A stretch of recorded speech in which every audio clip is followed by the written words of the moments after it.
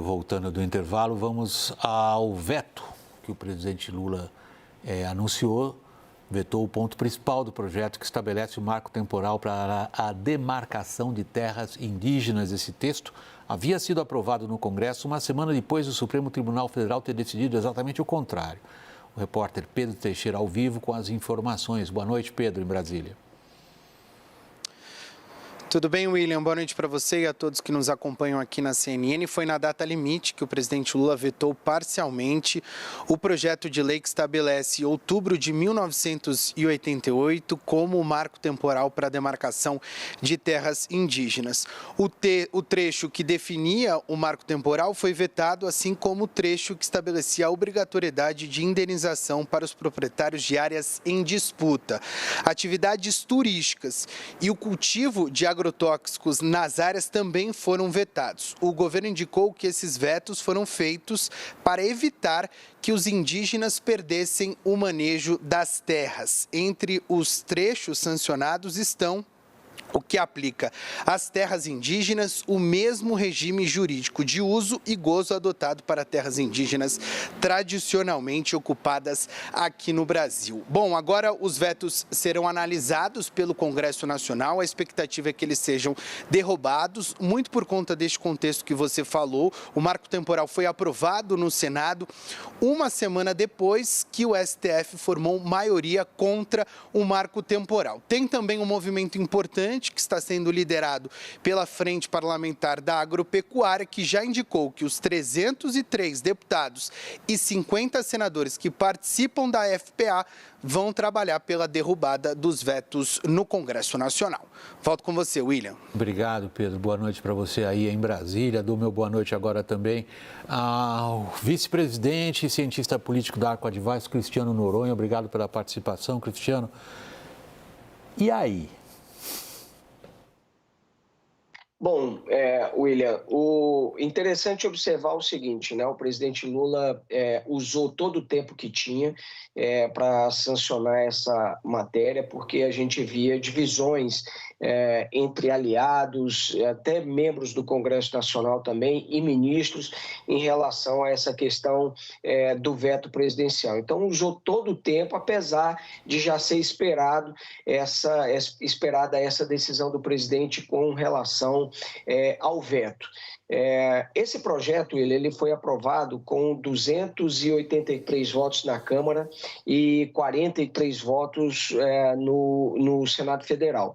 Para você derrubar um veto, são necessários 257 votos na Câmara e 41 votos no Senado. Ou seja, quem votou a favor desse veto pode sim derrubar os vetos do presidente. Isso cria um ruído importante entre o governo e o Congresso Nacional no momento onde o governo tem uma pauta importante para andar no Congresso Nacional e também no momento onde a gente está vendo uma relação entre o Supremo e o Congresso Nacional também se ficar ruim, não ter uma relação boa a partir de justamente o Congresso Nacional ver que o Supremo Tribunal Federal tem entrado em suas competências. E um ponto adicional aí, William, é que mesmo que o Congresso Nacional derrube esse veto, muito provavelmente a gente vai ver novas ações no Supremo Tribunal Federal e o Supremo tendo que, mais uma vez, se manifestar, muito provavelmente, em relação a esse ponto. Então, isso nem acabou agora com o veto, porque ainda tem análise do veto pelo Congresso Nacional e nem vai acabar se, eventualmente, o Congresso derrubar esse veto, porque certamente esse tema vai ser judicializado. Tem dois aspectos aí, Daniel. Um é o mérito da questão, a qual agora no final da intervenção o Cristiano Noronha se referia.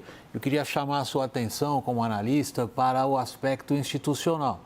O veto do presidente ocorre neste momento no qual o Congresso está, no fundo, querendo definir qual é o papel político ampliado do STF. E um dos exemplos mais citados, além do aborto, que foi o voto ali da ministra, da ex-presidente, que se aposentou agora do STF, o marco temporal é um dos exemplos mais citados pelas forças parlamentares, dizendo, está vendo como o Supremo está extrapolando? Como é que vai ficar essa questão agora?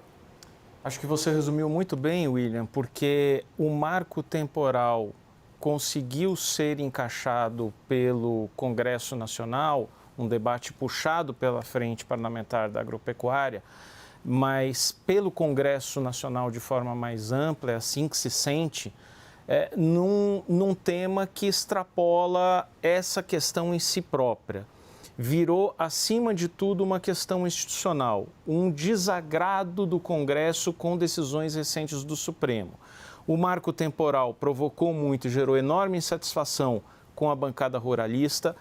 O primeiro voto de Rosa Weber e a tentativa de pautar, que depois foi derrubada, foi adiada, de pautar a questão do aborto, gerou extrema insatisfação na bancada evangélica. E o início da votação sobre a descriminalização do porte de drogas para uso pessoal gerou enorme insatisfação na bancada da bala, da segurança.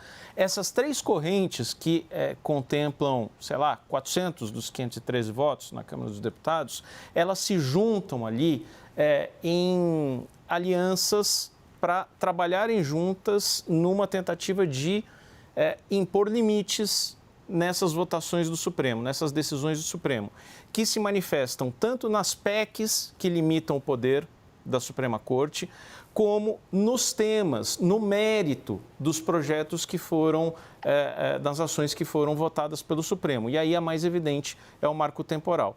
Portanto, prevejo um banho dos ruralistas ali na derrubada do veto feito hoje pelo presidente Lula. Há um outro aspecto, Cristiano, eu queria ouvir a sua avaliação. Boa parte do Congresso vê o STF atacando a questão das emendas parlamentares, inclusive. Elas têm sido objeto de grande contencioso. Os parlamentares consideram aí também que o STF extrapola. Se a gente tirar apenas da questão do marco temporal e das outras, esse conjunto sugere alguma acomodação ou você antecipa que nós vamos ver um acirramento das posições?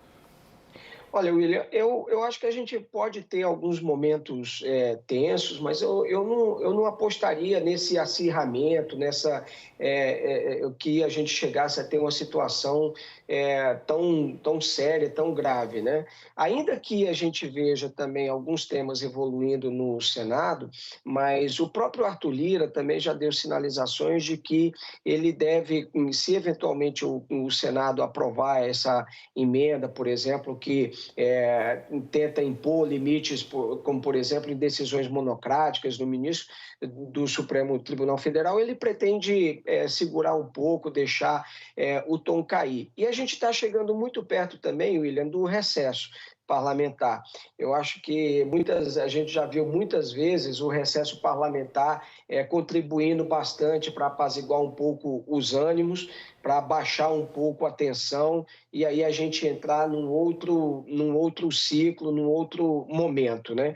Essa disputa também que está acontecendo entre Câmara e Senado, entre Congresso Nacional e Supremo Tribunal Federal, tem, especialmente no Senado, como pano de fundo também, é uma questão sobre a sucessão na presidência do Senado, né? Então, existe uma ala que é mais de oposição também, onde pessoas que estão sendo cotadas para substituir Rodrigo Pacheco querem fazer gestos também a essa ala que acaba se posicionando mais contra o Supremo Tribunal Federal. Então, acho que depois, a gente chegando no recesso, muito provavelmente o tom deve baixar um pouquinho mais, a temperatura deve cair um pouco. Mas essa relação entre Legislativo e Supremo, a gente vai ver sempre momentos de altos e baixos. Nesse momento, a gente está no momento de alta, mas eu acredito que a gente vai ter um momento aí breve de atenuação aí dessa crise. Cristiano Noronha, cientista político, vice-presidente da Arco Advice, obrigado pela participação aqui no WW. Boa noite, Cristiano. Boa noite. Igualmente, Daniel Rittner, meu colega, boa noite para você em Brasília. Meu boa noite a todos. Essa edição termina aqui.